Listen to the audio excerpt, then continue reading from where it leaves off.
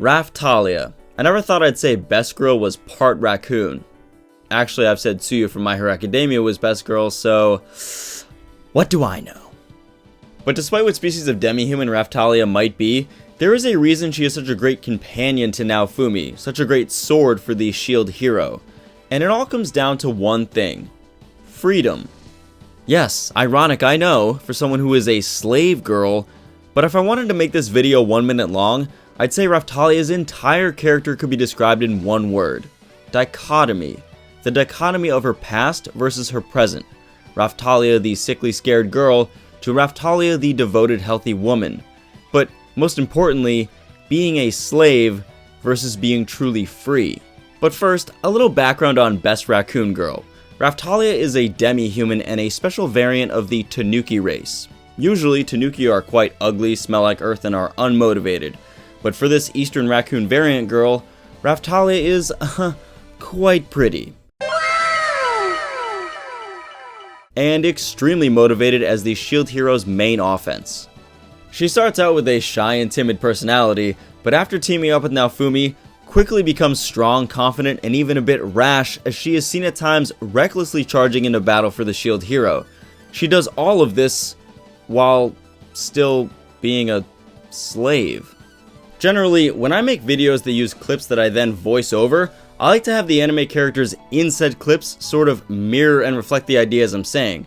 So, careful observers of this video might wonder why I used 2 instances of Raphtalia being a slave when I mentioned both slavery and freedom. Being a slave versus being truly free. And it's for the purpose of posing a very hard ethical question to explain Raphtalia's motives as a character, which is being a slave automatically being unfree? And on this note, what does it mean to be, well, truly free? Disclaimer, I think that slavery in all forms is wrong, and I honestly can't believe I have to say that in a YouTube video about anime.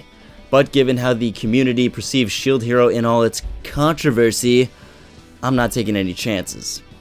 This being said, and let me just take back my whole disclaimer, for the Rising of the Shield Hero story, certain types of slavery, contracts, and duties towards others can actually be very liberating, and thus is the case with Raphtalia.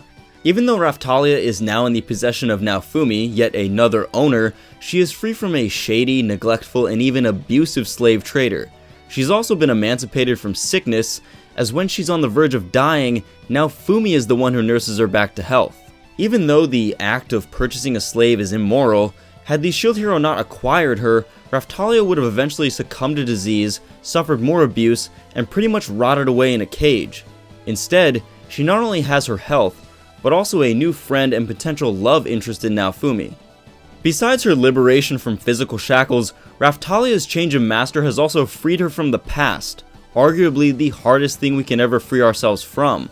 During a training, Raphtalia confronts the monster that killed her parents and is paralyzed by fear. But after seeing Naofumi fight for her and actually be willing to sacrifice himself for her, she decides to pledge herself and her talents as a warrior to the shield hero, the man that has allowed her to escape the prison of her own mind. Raphtalia, in this moment, is free from her past. In picking up the weight of a sword for the shield hero, she simultaneously lets go of the burden of trauma. But her freedom doesn't end here. She's also free from death. And no, I don't just mean from dying of sickness. For all you anime-only fans, slight spoilers ahead. Due to the enormous amount of racism against demi-humans in the kingdom of Melromarc, if she wasn't already Naofumi's slave, she'd actually be hunted down and put into slavery, or just killed. Also, that absolute biatch Malti actually just wanted to free Raphtalia so she could then, under the guise of racism towards demi-humans, kill her in order to cause more emotional pain for Naofumi.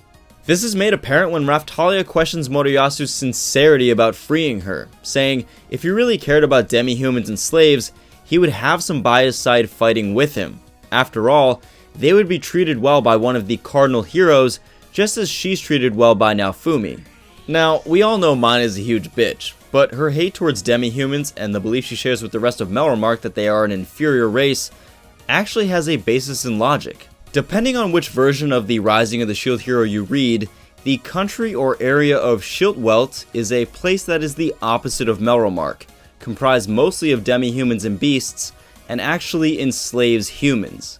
By Naofumi having ownership of her, even if through slavery, Raphtalia is free from death, and free from the racism against demi-humans, since pretty much no one can question one of the 4 cardinal heroes. The word privileged usually doesn't show up alongside the word slave, but in this particular case, due to the situation in Melromarc, Raphtalia's position as a well-treated slave of Naofumi's actually affords her more freedom than if she were no one's slave, and she certainly enjoys more freedom than her demi-human brethren. Ironically, it takes a slave girl to show us Moriyasu's hypocrisy. Moriyasu and Malty don't see the irony of his statement, no one should be forced to fight, all the while forcing a duel upon Naofumi where he has nothing to gain by winning and everything to lose in defeat, including Raphtalia.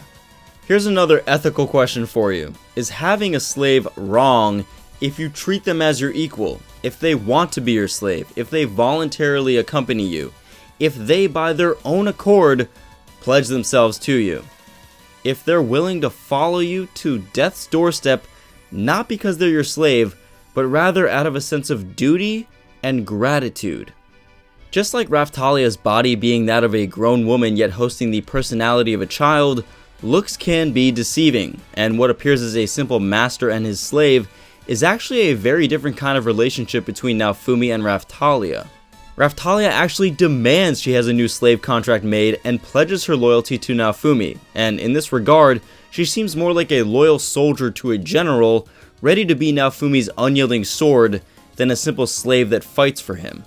In an ideal world, Naofumi should have just bought Raphtalia and then freed her to fight alongside him, but this isn't an ideal world, and Melromarc has much to be desired. Raphtalia is happy to be Naofumi's slave, is happy to fight for him no matter what, because through ownership and allegiance, the shield hero has given her everything. He's protected her from an evil society, he's sacrificed his safety for her, and he's even liberated her from the most horrible of situations. This is simply Raphtalia's way of expressing gratitude through devotion and duty. Raphtalia is certainly best Raccoon Girl, and by embracing her duty to Naofumi, she gains true freedom, and in a way, a chance at a life that she would otherwise not have. The best troops follow a general they love, and Raphtalia certainly loves Naofumi. As always, thanks for watching. Let me know in the comments below, who will win the battle for Naofumi's affections, Raphtalia or Philo? And leave your thoughts and your theories on Raphtalia below as well. If you like the Rising of the Shield hero, keep it here at Truth Hero for more content. And until next time, see ya.